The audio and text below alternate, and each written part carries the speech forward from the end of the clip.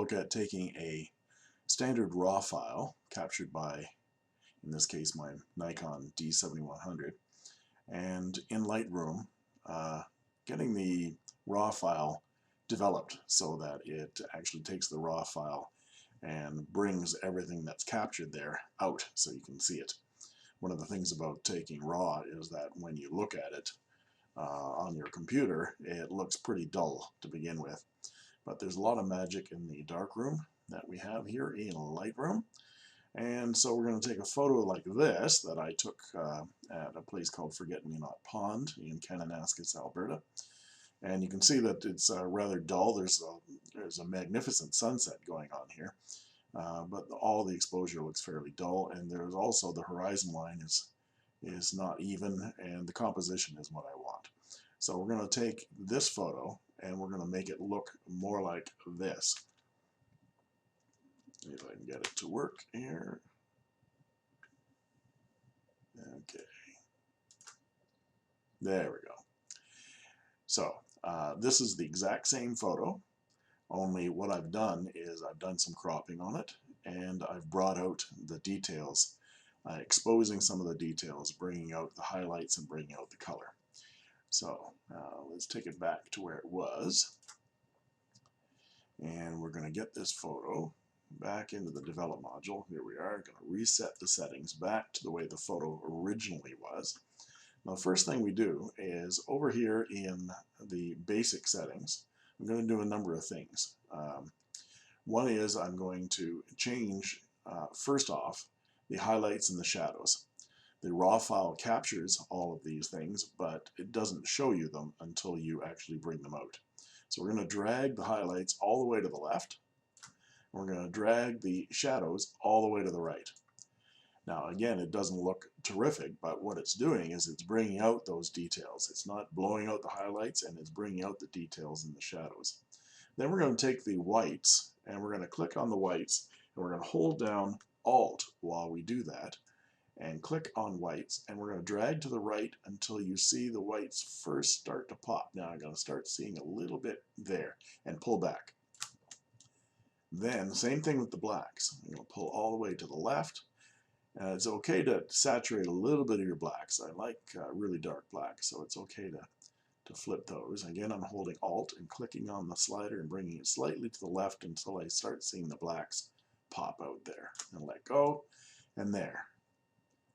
The next thing I'm going to do is I'm going to flip down here to Camera Calibration, and I'm going to change the palette here from Adobe Standard down to Camera Landscape.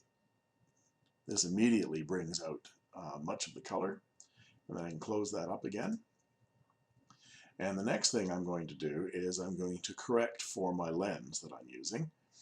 And so I'm going to pull down the lens corrections right here, and I'm going to enable profile corrections. What that does is it brings up the information that was saved on the RAW file, and it tells me that I was using a Tokina ATX zoom, wide angle zoom, and it automatically takes that map and corrects. If you can see what's happening here, it corrects for a little bit of the distortion around the edges.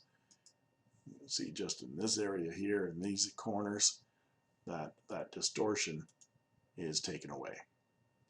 The next thing, this is really bothering me, is the composition of this. I want it to go up here to the top, and this is my crop tool, crop overlay. I'm going to click on that, and I have my grid set to be in thirds. And this allows me to move my frame around here so that I'm getting the law of thirds working. First off, I'm going to try to straighten this horizon, and there's a little tool right here called Angle, and it's the straighten tool, and it has an angle set to it. Just click on that, it brings the tool over here. I'm just going to click in and drag along the horizon line that I want, absolutely horizontal, and it immediately flips my photograph around. I can go done, and now I have an absolutely square image. Now I'm going to click again in my crop overlay, and now I'm going to adjust for the law of thirds here. I'm going to bring my horizon line I'm going to take some of this out here and just see if I can move this image around like this. Maybe I'll drop a little bit of that sky out and see if we can get that. I want to try to get this horizon line into the third area here. And so I'm going to crop this. It's good. I like the wide angle look of this, the wide screen look. And I don't want to lose too much of the sky here. But you notice there's a little dot on my lens here that I could take out, but it actually crops out. So I'm pretty close. I like this image here. I can always change this. This is not destructive. And this is starting to look like something now. Now, all I'm going to want to do, I've got my lens corrections, I've got my calibration. I'm going to click on effects here. This is a nice little effect here. This is post-crop vignetting. And I'm going to drag the amount of the vignetting down, and you can see it starts to darken around the corners. Now, this is starting to look very nice, but I see I'm losing a lot of this detail in these shadows, and I can paint some of those details in. Let's go back up to our tools up here. This is the radial filter tool. We click on that, and anywhere in here I can drag out an oval for any size I want, and drag it around, and it automatically gives me a 1.05 increase in exposure, and I can move that around. Let's do that kind of thing there, like that. And maybe I'm going to want to brighten up some of this over here. I can put another oval in like this, and I can move around and change its, there we go. I can change the direction and the fade and the amount that I want in this exposure. That's a little bit too much for me, so I'm going to pull it back just a bit like that. You end up, what you're doing here is painting with light. And I can do it with ovals. I like this business going on here in these mountains.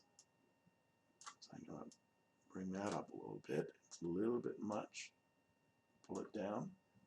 There we go. And we can do this with, and right now we're doing it with an exposure, but I can create another one, even if I want to put a little haze in here.